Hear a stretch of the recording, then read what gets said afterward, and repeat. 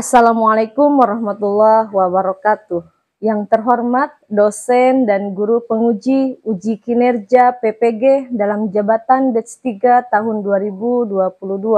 Perkenalkan, saya Inayatul Mubarakah, guru pendidikan agama Islam dan budi pekerti di SMK Manangga Pratama, sekaligus mahasiswa PPG dalam jabatan Batch 3 di UIN Maulana Malik Ibrahim, Malang, tahun 2022.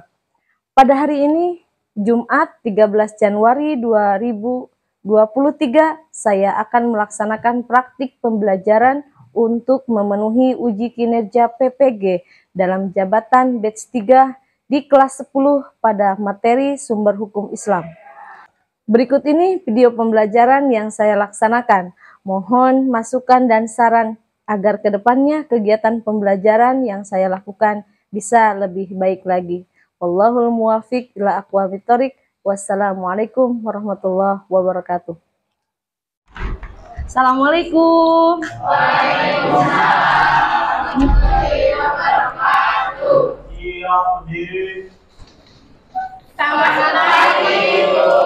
Selamat pagi anak-anakku 10 RPL 1 SMK Manangga Pratama. Bagaimana kabarnya hari ini anak-anakku? Alhamdulillah, luar biasa. Alhamdulillah, subhanallah. Semoga semangatnya sampai nanti akhir pelajaran. Oke, silakan duduk. Baik, sebelum memulai aktivitas pembelajaran, mari sama-sama kita membacakan doa yang akan dipimpin oleh ketua kelas. Silahkan. Baik, supaya kelas kita mendapatkan berkah, marilah kita berdoa bersama-sama.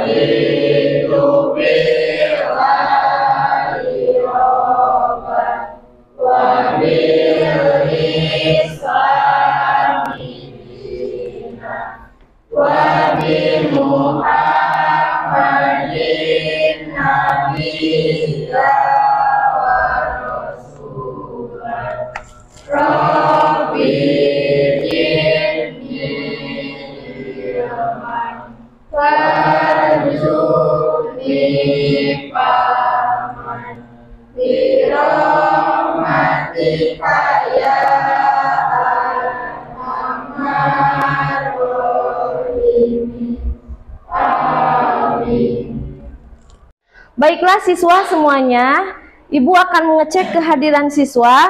Sepertinya ada beberapa siswa yang nampaknya tidak hadir. Ketua kelas, siapa yang tidak hadir hari ini?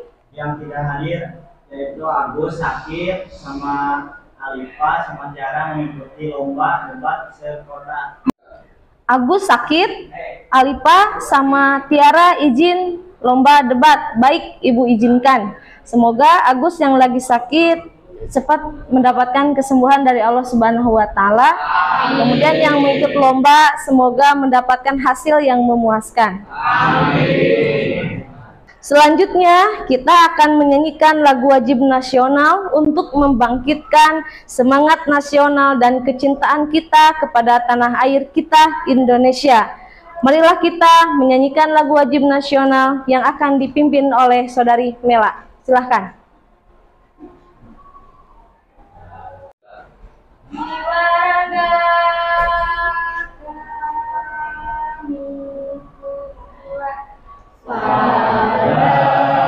Negeri kami berjanji padamu negeri kami berbakti padamu kami berbakti padamu negeri jiwa.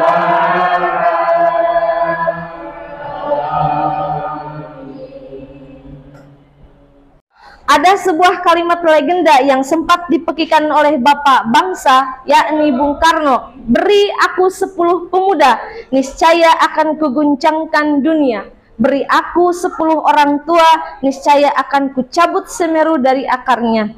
Gantungkan cita-citamu setinggi langit, bermimpilah setinggi langit.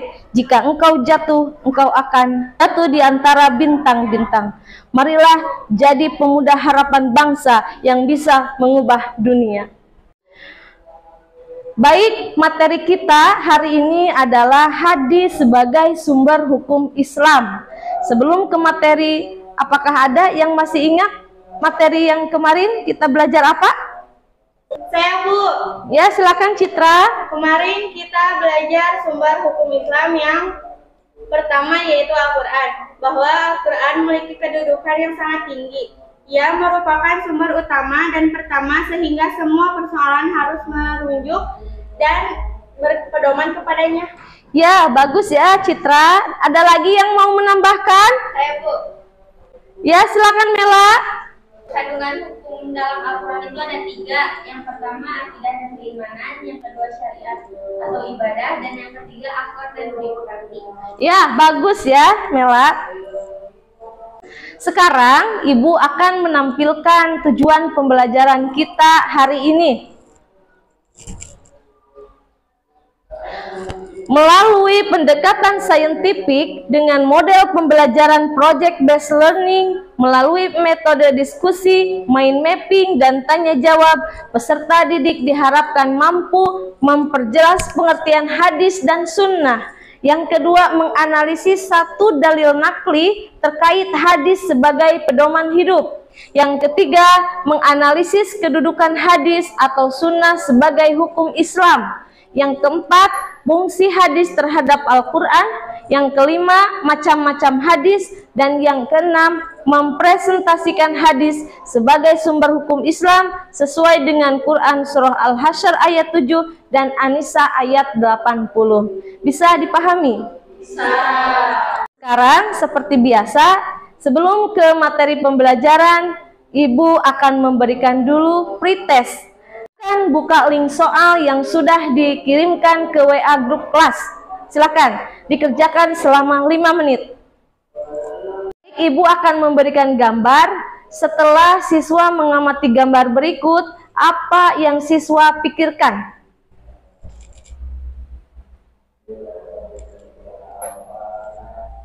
Silakan.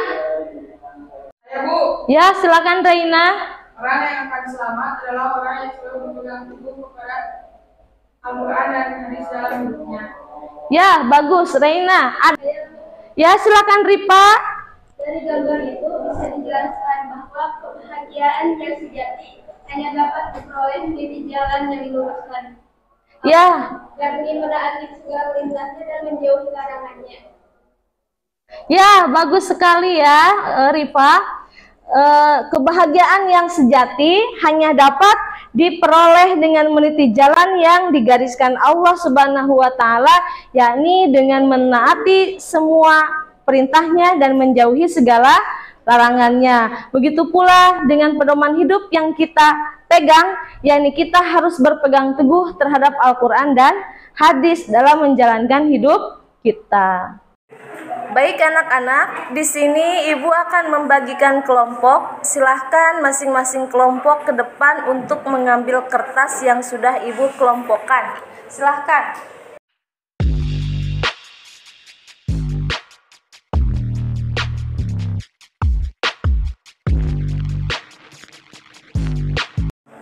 Yang sudah mendapatkan kertas yang sudah Ibu kelompokkan, silahkan bentuk kelompok berdasarkan nama-nama yang ada di kertas.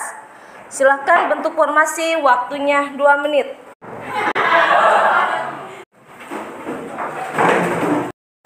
Baik, setelah Ibu kelompokkan, cek dulu yang ini kelompok apa? Yang sebelah sana? Kalau yang sebelah sana? Dan yang terakhir di sana? Baik, Asbabun Nujum. Baik, yang ini adalah kelompok Al-Quran, yang itu kelompok hadis, yang itu kelompok Asbabun Nujum, dan yang terakhir itu kelompok ijtihad. Nah, Silakan masing-masing ketua kelompok ke depan untuk mengambil buku paket.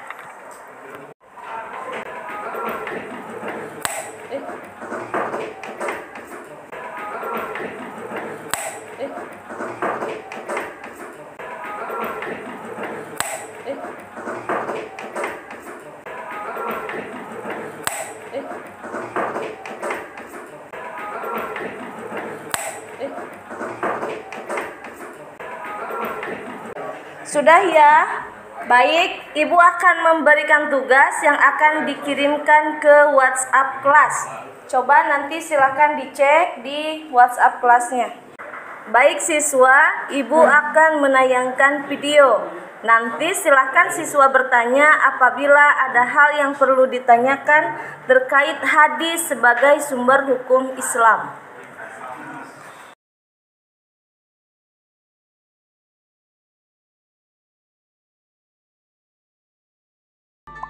Sumber hukum yang kedua adalah hadis. Secara bahasa, hadis berarti perkataan atau ucapan. Sedangkan menurut istilah, hadis adalah segala perkataan, perbuatan, dan ketetapan yang dilakukan oleh Nabi Muhammad SAW. Hadis mempunyai kedudukan satu tingkat di bawah Al-Quran. Artinya, jika sebuah perkara hukum tidak terdapat dalam Al-Quran, yang harus dijadikan sandaran berikutnya adalah hadis-hadis Nabi Muhammad SAW. Hadis mempunyai fungsi terhadap Al-Quran, yaitu menjelaskan ayat-ayat Al-Quran yang masih bersifat umum, memperkuat pernyataan yang ada di dalam Al-Quran. Setelah siswa mengamati video yang tadi ditayangkan, apakah ada yang ingin ditanyakan? Saya, Bu. Ya, silakan Tia. Apa perbedaan hadis dengan sunnah? Saya, Bu. Ya, silakan Repa. Hadis adalah ucapan atau perkataan Rasulullah Shallallahu Alaihi Wasallam, sedangkan sunnah adalah segala apa yang dilakukan oleh Rasulullah Shallallahu Alaihi Wasallam yang menjadi sumber hukum Islam. Bagus ya, Tia sama Repa. Jadi perbedaan hadis dengan sunnah itu adalah kalau hadis adalah ucapan Rasulullah, sedangkan sunnah adalah segala apa yang dilakukan oleh Rasulullah yang menjadi sumber hukum Islam. Ada lagi yang mau bertanya? Saya, Bu. Ya, silakan Rizpia. Apakah fungsi hadis terhadap Al-Quran? Saya, Bu. Ya, silakan Wida. Menjelaskan ayat-ayat Al-Quran yang masih bersifat umum, memperkuat pernyataan yang ada dalam Al-Quran, menerangkan maksud dan tujuan ayat, dan menetapkan hukum baru yang tidak terdapat dalam Al-Quran. Ya, bagus ya Wida. Baik, untuk LKPD-nya Ibu akan kirimkan ke Google Form yang Ibu kirimkan ke WA kelas. Nanti silakan dicek di WA kelasnya ya. Waktu yang Ibu berikan untuk mengerjakan tugas adalah 15 menit. Silahkan bekerja dari sekarang. Baik, selanjutnya Ibu akan memberikan tugas kedua. Silahkan masing-masing ketua kelompok maju ke depan untuk mengambil karton yang sudah Ibu siapkan.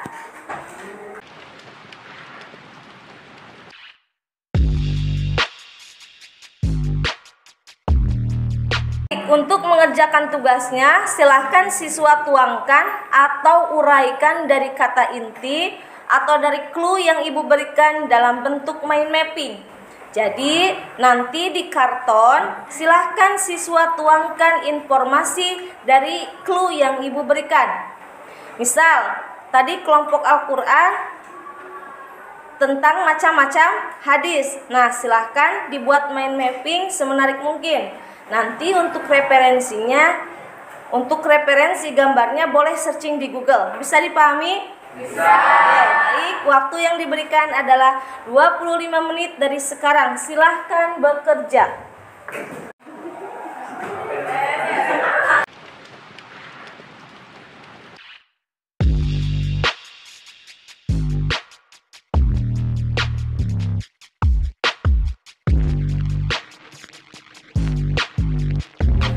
Ini membahas apa ini? Macam-macam hadis. Oke, baik, silakan dilanjut ya.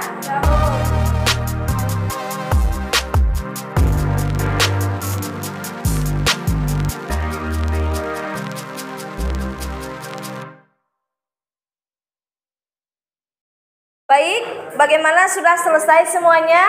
Nah, baik, sekarang kita akan mempresentasikan tugas proyek mind mapping kita. Bagaimana caranya? Caranya nanti jika kelompok hadis yang mempresentasikan, maka perwakilan anggota kelompok Al-Quran berkunjung ke kelompok hadis. Dan jika kelompok Al-Quran yang mempresentasikan, maka kelompok ijtihad yang berkunjung ke kelompok yang sedang berpresentasi. Begitulah seterusnya. Pada akhirnya nanti anggota yang tidak bisa berkunjung ke kelompok lain akan disampaikan oleh anggota kelompok lain penemuan dari kelompok yang dikunjunginya. Silahkan tempel proyeknya di dinding atau di tempat yang bisa terjangkau. Saya perwakilan dari kelompok Al-Quran akan mempresentasikan hasil kerja kami. Hadis dalam arti perkataan atau ucapan Rasulullah SAW terdiri atas beberapa bagian yang saling terkait satu sama lain. Bagian-bagian hadis tersebut antara lain sebagai berikut. Sanad, yaitu sekelompok orang atau seseorang yang menyampaikan hadis dari Rasulullah SAW sampai kepada kita sekarang ini. Selanjutnya, matan, yaitu isi atau materi hadis yang disampaikan Rasulullah SAW. Selanjutnya, rawi, yaitu orang yang meriwayatkan hadis. Demikian yang saya sampaikan. Selanjutnya, apakah ada yang ditanyakan? Saya. Silahkan. Apa saja bagian-bagian dari hadis? Yang pertama, sanad. Sekelompok orang atau seseorang yang menyampaikan hadis dari Rasulullah SAW sampai kepada kita sekarang ini. Yang kedua, matan, yaitu isi atau materi hadis yang disampaikan Rasulullah SAW. Yang ketiga, rawi, yaitu orang yang meriwayatkan hadis. Ada lagi? Sudah cukup. Baik, demikian yang bisa saya sampaikan. Wassalamualaikum warahmatullahi wabarakatuh. Wakilan dari kelompok hadis akan mempresentasikan hasil kerja kami. Hadis terhadap Al-Quran.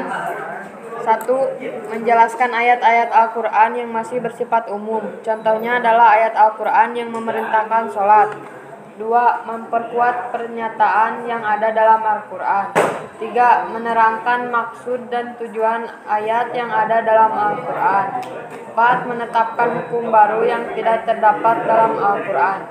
Maksudnya adalah bahwa jika suatu masalah tidak terdapat hukumnya dalam Al-Quran, maka diambil dari hadis yang sesuai.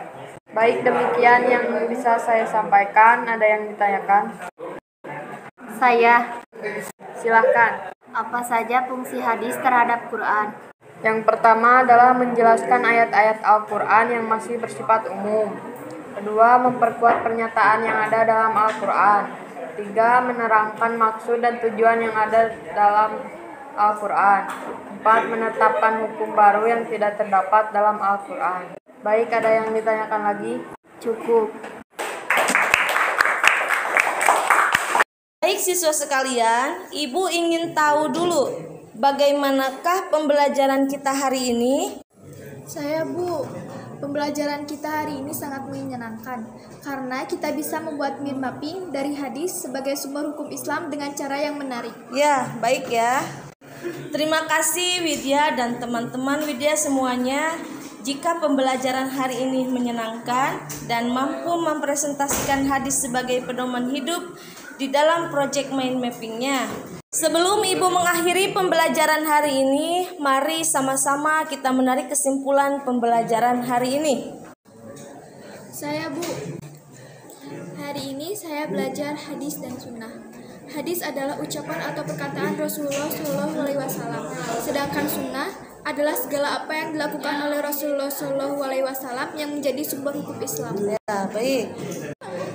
Sudah selesai semuanya ya? Untuk selanjutnya, Ibu akan memberikan tugas evaluasi. Silahkan kerjakan kembali link soal yang tadi sudah dikirim ke WA Group. Kerjakan dalam waktu 10 menit, dimulai dari sekarang. Di sini nilainya sudah keluar semua. Alhamdulillah nilai yang dihasilkan siswa ibu semuanya luar biasa. Dan ibu merasa senang dan sangat puas dengan pembelajaran hari ini. Nilai yang didapat oleh siswa ibu semuanya melebihi batas KKM kita yaitu 80. Bahkan ada yang nilainya mencapai 95. Para siswa sekalian, dengan berakhirnya proyek mind mapping kita, maka berakhir pula kegiatan belajar kita hari ini. Untuk kegiatan belajar selanjutnya, siswa akan belajar ijtihad sebagai sumber hukum Islam. Maka dari itu, tolong dipelajari dan dipersiapkan terlebih dahulu. Ibu mohon maaf atas semua kesalahan dan kealpaan ibu selama mengajar, dan ibu sangat berterima kasih atas kerjasama dan semangatnya pada pembelajaran hari ini. Dan ibu sangat senang dengan pembelajaran hari ini karena siswa mampu membuat project mind mapping tentang hadis sebagai sumber hukum Islam dan mempresentasikannya dengan baik. Baik, kita akhiri dengan doa penutup majelis.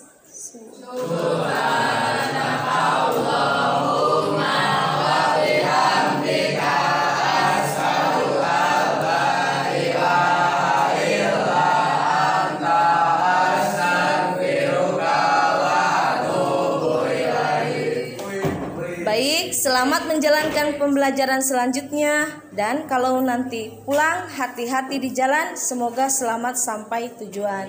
Sampaikan salam ibu kepada orang tua siswa sekalian. Ibu akhiri. Wassalamualaikum warahmatullahi wabarakatuh. Waalaikumsalam warahmatullahi wabarakatuh.